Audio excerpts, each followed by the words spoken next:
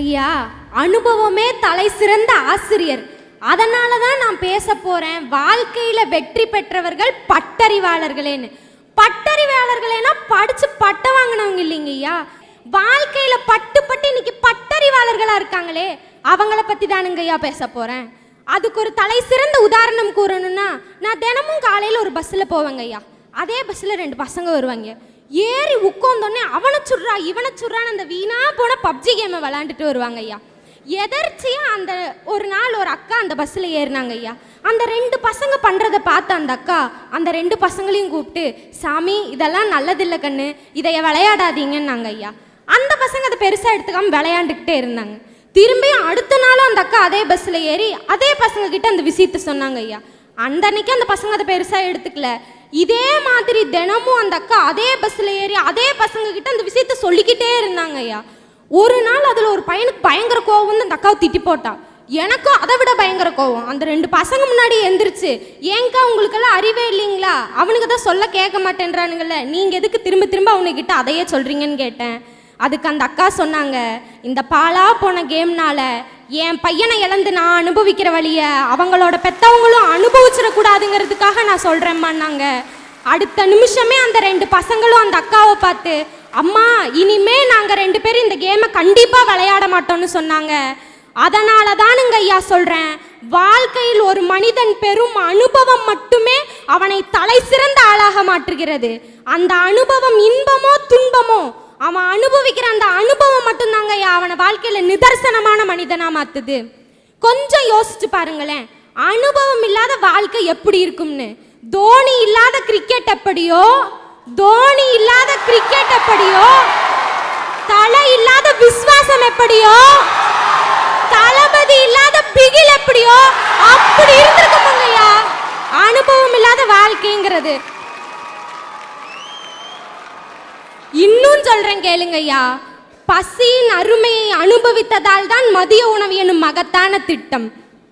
காதலின் அனுபவமே தாஜ்மஹால், வீரத்தின் அனுபவமே வெற்றி, பொறுமையின் அனுபவமே சுதந்திரம், போராட்டங்களின் அனுபவமே வாழ்க்கை. இப்படி வாழ்க்கை முழுவதுமே அனுபவங்கள் நிறைந்தது மட்டும்தானுங்க ஐயா. வாய்ப்புக்கும் அனுபவத்துக்கும் பெருசா எதுவும் வித்தியாசம் இல்லை. வாய்ப்பு என்பது ஒரு மனிதனின் வாழ்வை அழகாக்கும், அனுபவம் என்பது ஒரு மனிதனின் வாழ்க்கையை ஆதாரமாக்கும். உதாரணத்துக்கு ஒரு கதை சொல்றேன் கேளுங்க ஐயா.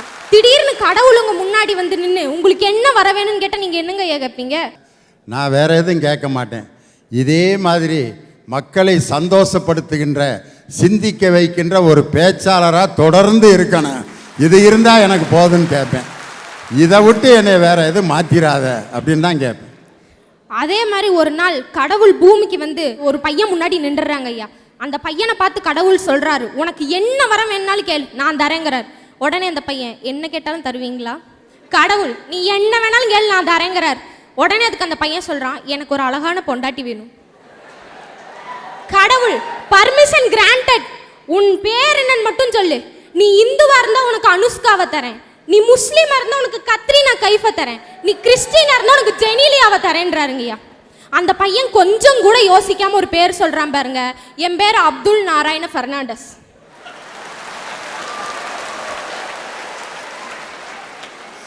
அப்துல் நாராயணன் பெர்னாண்டஸ் அப்படின்னு ஒரு பேரை வச்சு 3ஐயும் கட்டிக்கணும்னு ஆசைப்பட்டிருக்கான்.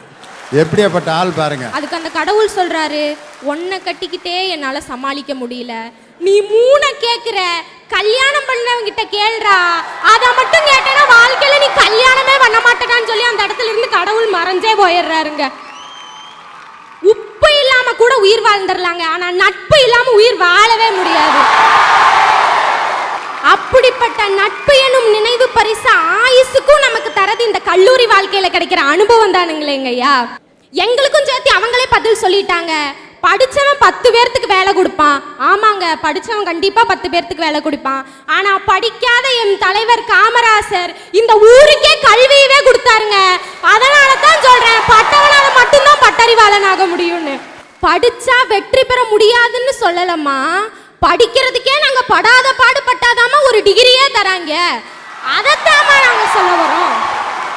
அதனால தானுங்க ஐயா சொல்றேன், வாழ்க்கையில் பட்டு மேலெழும்புவனால மட்டும்தாங்க ஐயா பட்டறிவாளனாக முடியும். நல்லதொரு வாய்ப்பிற்கு நன்றி கூறி விடைபெறுகிறேன். நன்றி.